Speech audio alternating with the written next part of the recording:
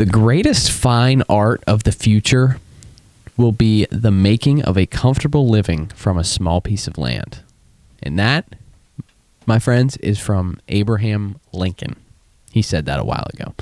Welcome, everyone, to Something in the Wild. I'm your host, Tyler Smith. And today, I wanted to talk with you guys about gardening. I know we've been talking about it a lot, and I wanted to kind of kick off this new thing that I want to get going here with the podcast. It's going to be kind of like a series where I teach the intricacies of self-sustainability. I think that a lot of people nowadays, with the price of everything rising, people are more consciously thinking about their health, their well-being. I think it's becoming more and more popular to sustain yourself, become more self-sustainable, limiting waste and things like that. So I wanted to create more like a foundation series where I discuss these little things, these little tidbits, pieces of information that might help you guys out if you're looking to get started. The journey from relying on grocery stores, relying on, big companies to provide you food, the journey from that to providing for yourself, it's long. It's going to be very, very difficult, very hard, but I think it's definitely worth it. So if I can even help out one person, maybe inspire them to go out, hunt for their own food, grow their own vegetables, I would consider this a success. So without further ado, let's get right into it. Now, there's a lot of things that we could be talking about based on gardening, different gardening discussions, things like that. I could talk for hours about it, but I wanted to kind of focus this episode and dedicate it to the care and maintenance of indoor plants, because that is what's most relevant right now at this time. Currently, it's the beginning of May. The weather is starting to turn around a little bit. It's starting to get warmer. It's starting to get, some states you have already have the opportunity to be planting stuff outside. I'm in Pennsylvania, obviously, so we are waiting until at least after Mother's Day. But there's also, people say that maybe even wait till after Labor Day, but I think we'll be a little bit earlier than that, just based on the weather this year. It seems like it's warmed up, and I don't think it's getting cold again for a while. So let's, that's kind of where we're at, and I want to be relevant with that piece of information. So at this point in the year, most seasoned gardeners or people that have been planting this for a while have started their seeds, started their seedlings inside. But if you haven't, that's perfectly okay. It's not too late. You just got to make sure that you get started soon, because you're a little bit behind the eight ball. Nothing that you can't manage through, though. So once you do have those plants start growing, what do you need to keep them alive and thriving? And by keeping them alive and thriving, I'm talking about transitioning them from the cushy indoor climate and transplanting them outside into your actual garden and having them survive the elements. So let's get right into that now. Why? It might seem, why am I discussing this? It might seem super easy to take care of plants inside, take care of plants in general, especially inside. And it's simply just not the case. I know there's some people it comes more naturally to them than others, and people have green thumbs, things like that. I, for one, do not have a green thumb. I can almost guarantee you Sammy's a little bit better at it than I am. But the reason that she's better is because she takes it's consistent and continuous time and care and put attention into these plants. She's not overwatering. She's not underwatering. She's getting the right amount of light, making sure you start enough seeds to ensure that you have enough plants that you can transition from indoor to outdoor. Not all plants are going to survive, especially whenever you're growing them just from seeds. So you got to make sure that you have enough. And this all comes into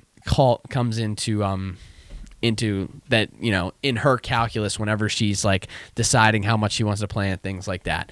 And kind of the the limiting factor in all of that is planning. How well can you plan in advance? If your idea of planning is like mine, consists of choosing what you want to have for dinner like 30 minutes before dinner time, or you have no meat thawed, so you go downstairs an hour before you're supposed to start cooking, and you pull out some a chunk of meat that you want to thaw, and hoping it thaws in time, like an hour. It thaws in an hour. It's just not the case for a lot of things, and you do have to plan in advance for this whole gardening thing to work out, which is tough, and but that's kind of the thing, and that's kind of why I think gardening, and specifically on a more broad scale, self-sustainability, hunting, fishing, gardening, harvesting, things like that, it changes little habits in your life. And that's a great thing. If you suck at planning, then, you try and pick up gardening or something like that, it's going to change that aspect of your psyche, I guess, if you will. It's going to force you to work on a shortcoming of yours. And, that could include anything from patience, staying present in the moment. I know that's something that I struggle with. So you can gather a lot of useful life lessons if you know where to look for them when you're going on sort of this journey of self-sustainability. And that's what I'm talking about here. Why I bring up, why planning is so important, and why this will help, strengthen that component, if you will. So now, what do I mean by planning your garden? How are you going to go about planning your garden? I mentioned a few examples earlier, but right now I'm talking about planning how many plants you want, how you're going to fit them all inside, how they're going to fit into your growing process, how they're going to fit into your garden beds if you're moving them outside, if you're keeping them in pots, how many pots are you going to need, and things like that. That is the essence of planning this next step in the process. And I know some people might have greenhouses, some people have specific growing areas that they use, and that's great, but not all of us have that luxury. I know that we've been looking into greenhouses, things like that, but we just don't have the space or really the budget to move forward on that right now. And that's perfectly fine. You can figure out other ways to go about starting your seeds, planting, and things like that. And that comes into play whenever you're planning out your limited indoor space. So for us, our house gets very, very minimal natural light. And I've talked about this before, but this basically means that we need to somehow supplement the light that it's not getting, much like you would supplement yourself. You'd take a multivitamin or whatever if you're not taking in enough nutrients, things like that. So this is all part of the planning aspect, and how we supplement the lack of light is by getting grow lights. So we have some grow lights that are currently over top of our plants, and this really helps out the growing process, things like that. So if you're in the same situation where maybe you don't have a lot of natural light coming into your indoor growing area, getting some grow lights will really help you out. And you can find them anywhere. Amazon, you can just get little lamps, and then they make bulbs, so like UV bulbs that you put into just regular lamps, and you can have those shining on your plants, and it works phenomenally. All right, so now we're talking, we talked about planning your indoor space. We talked about supplementing light, that if you're not getting enough natural light via grow lights. Next thing we want to talk about here is watering. Some plants require water every day and some don't. Now, I'm not going to get into the details of each type of plant, which each type of plant requires for growing needs. It's very simple. Just do the research and look it up, and it becomes very simple. And that's the fun of growing anyway, is learning more about the plants that you are growing and what they require to thrive and survive, types of soils, things like that. You're not going to get it perfect the first time. You're not going to get it perfect the second time. You're not going to get it perfect ever, probably. And it's perfectly okay. I mean, that's just a part of life and a part of learning new things is, sometimes you do a great job, sometimes you don't, and you learn from your mistakes and you move on. That's the really good thing about it. Now let's come back to planning here again. So this is why gardening is so rewarding. Taking a little tiny seed, little teeny tiny seed, you could, some of those seeds are so small you can't even pick up one in your hands. And taking that little tiny seed all the way to a mature age class of that specific plant, it just takes so much patience, so much time, and so much care. It gives you a real sense of accomplishment. And once you're finished, you have the added bonus of providing yourself food for months. Specifically, if you can really hone in your skills on the vegetable side of things, and eventually at some point learn how to can those items too. You can share those with friends and family, obviously, but if you want to save those for use throughout the year, you can learn to can too. I mean, there's infinite possibilities for the uses of your vegetables and your garden, all your garden plants. And I'm sure I'll cover more of that in episodes to come following the growing season and whenever we do have those extra plants that we want to eat. So learning how to grow your own food, like Abraham, in that quote that I told you, it's so cool. And much like harvesting your own meat, it provides a sense of freedom that few are going to really experience. In this day and age, the general population just relies so much on other people. You rely on the people at the grocery store to stock the shelves. You rely on the grocery store chains to provide you food. Rely on gas stations to fuel your car so you can drive to the grocery store. Now, I'm not saying that this is all bad. Modern day conveniences are great. But if you want to take your life and your nutrition into your own hands, this is a great way to get started. Growing your own lifestyle, creating your own culture within your family, among your loved ones, among your friends, and embracing the outdoor living, outdoor lifestyle, and caring for the land so that it can care for you.